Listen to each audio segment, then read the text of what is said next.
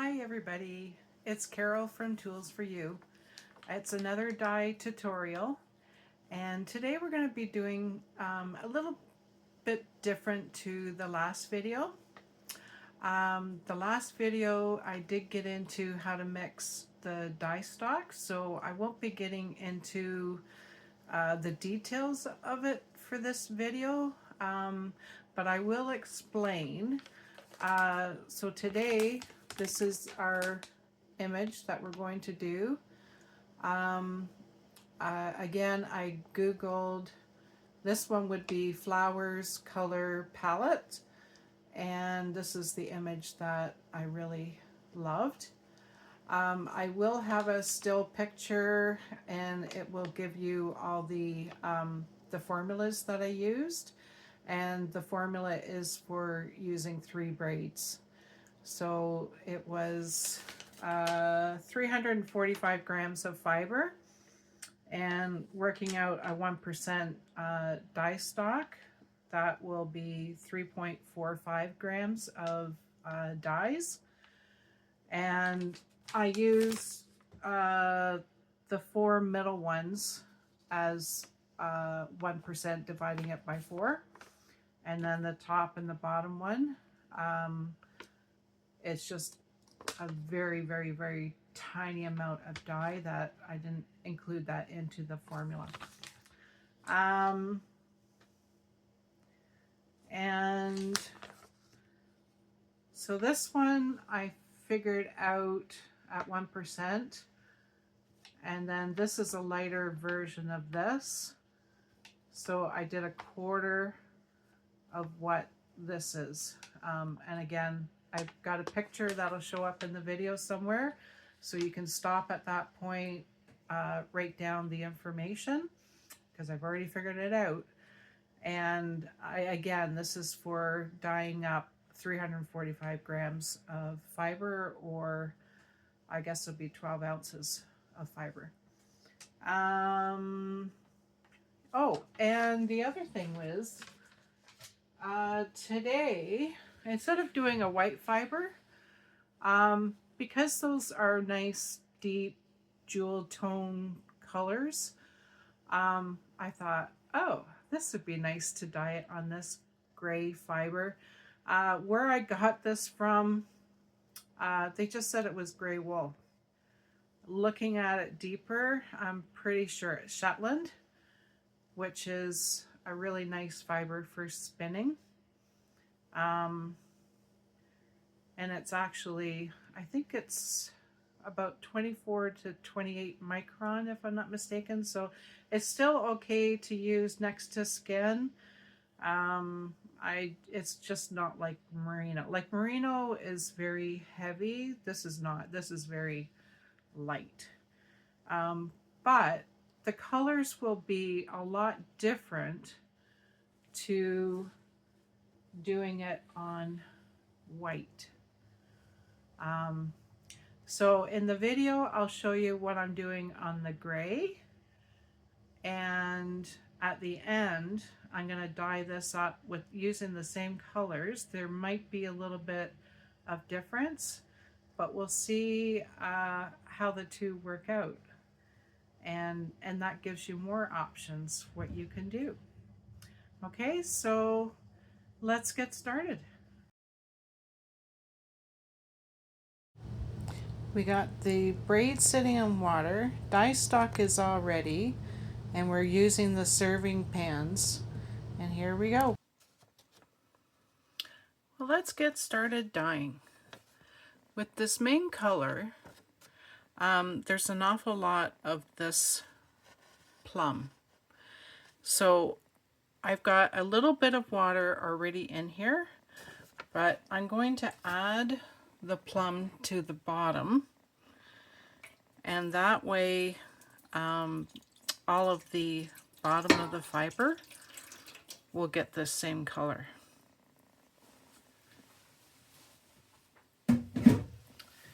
Now let's add some heat. We'll get that going.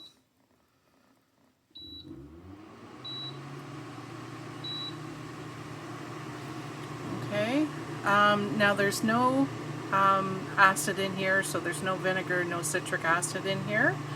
What I want to do is let the dye penetrate into the fiber, and once we've done that, then we can add some acid and we can top coat with the other colors, and that way once the dye hits the fiber, it will adhere to the fiber right away.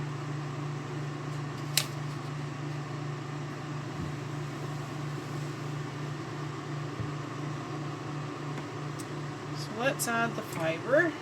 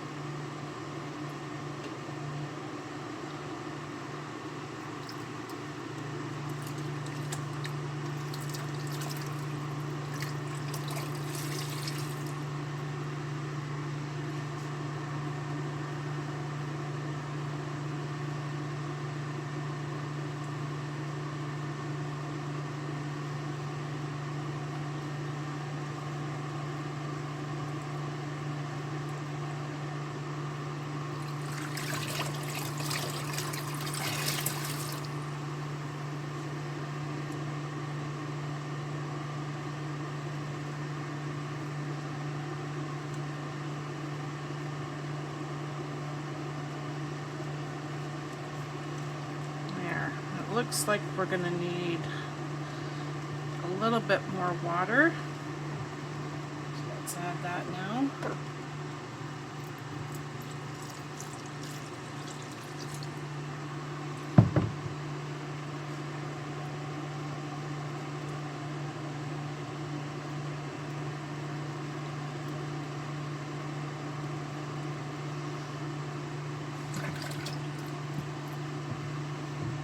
Before I get dye all over my hands, I'm going to get my gloves out.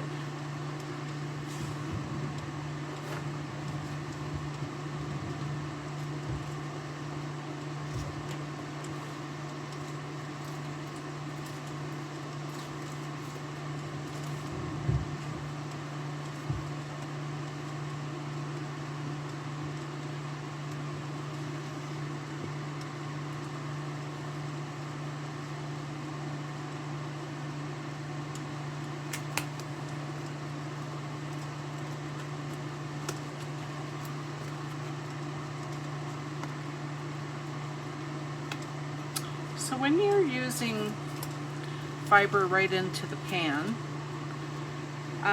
soon as it starts bubbling, you don't want it to go any further,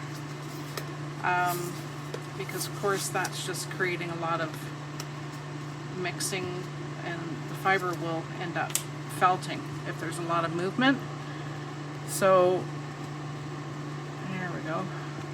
You can see how the purple is penetrating, so that's good. And once it warms up, we've given the fiber enough time for the dye to get in there, and then we'll add some acid.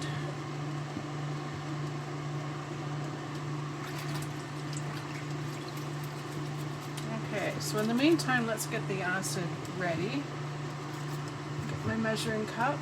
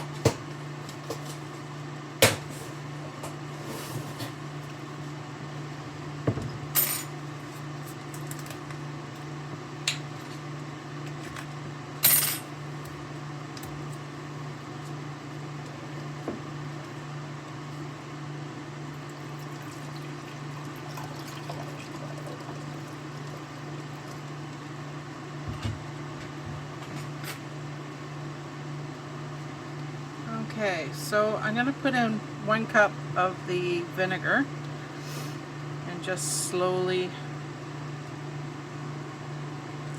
spread it around. Already you can see the plum kind of coming to the top.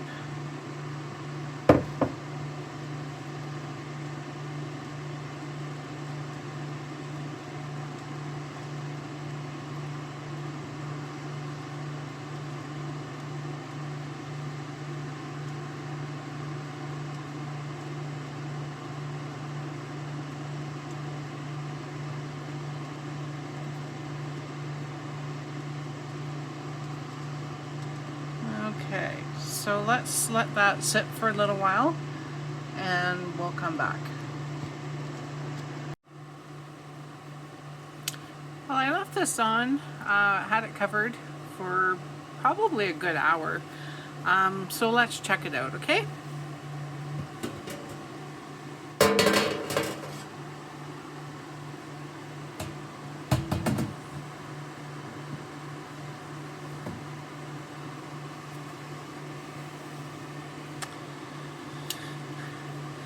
And, yeah, it's all, the water is cleared. Yeah.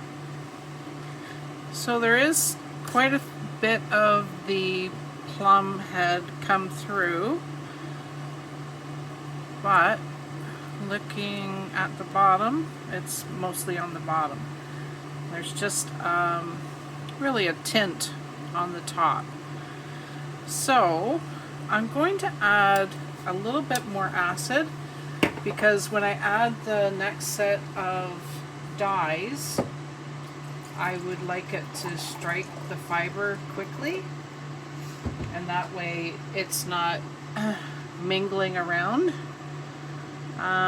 So that's another cup of acid that I'm going to add.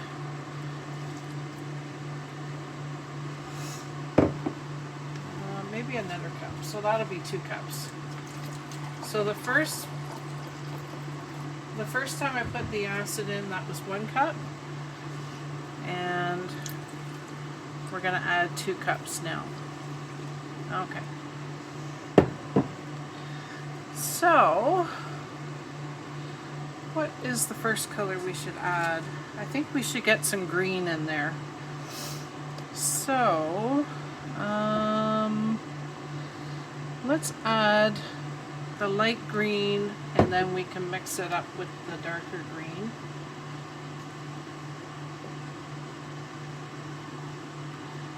And we'll just add some, make sure that each of the strands get some.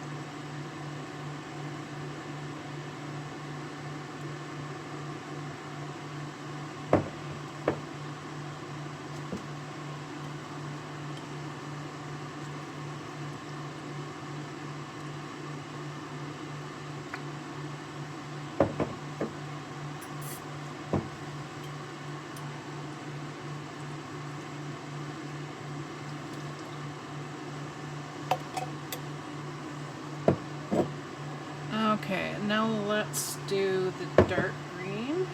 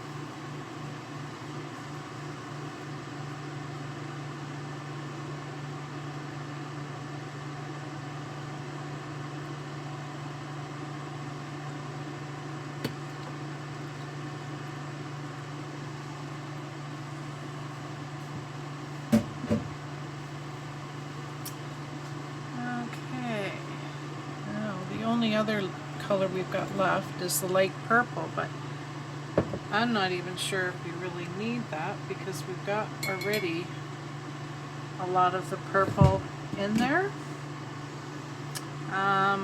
We do have blue that we haven't used yet. So let's put some of that in the middle.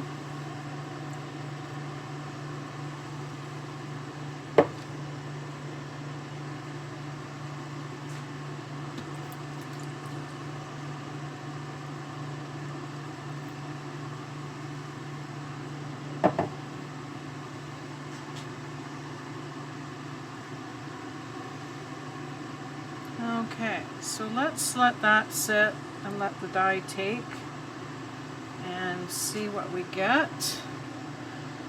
I was going to add a little bit of black, but I think the gray fiber is enough for we don't need to put the gray. Okay, so let's let that sit for a little while and we'll come back to it and see what we have.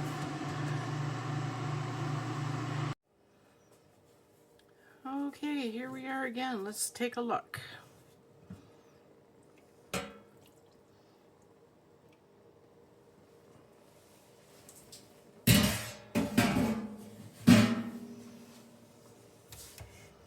Let's get a light on here.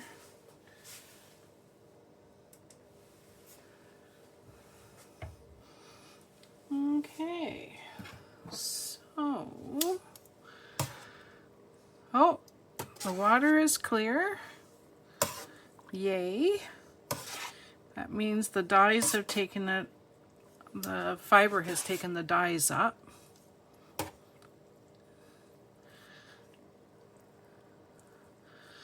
Yeah, looks good. Okay, so I'll take this out, I'll wash it up, and I'll let it dry overnight, and then we'll be back and I'll show you the end results. Okay, we're back. So this has all been washed and I've spun it in the spin dryer and we laid it out to dry, and so now the next day, this is the gray one,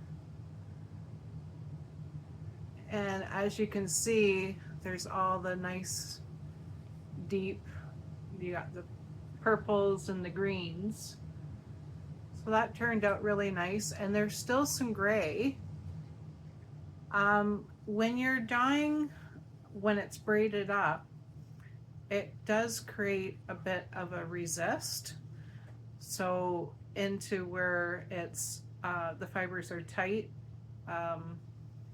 yeah, it creates a resist, so it makes it harder for the dyes to penetrate. So this one worked out really well. It's exactly how I was imagining it, and I think it's pretty close to the picture. You've got lots of plums and the greens. It'd be interesting to see how it spins up too. So we'll have to do that another day. And also, I've got the white one,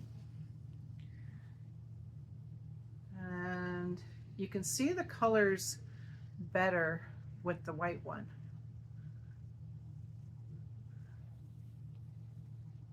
So that turned out, and side by side,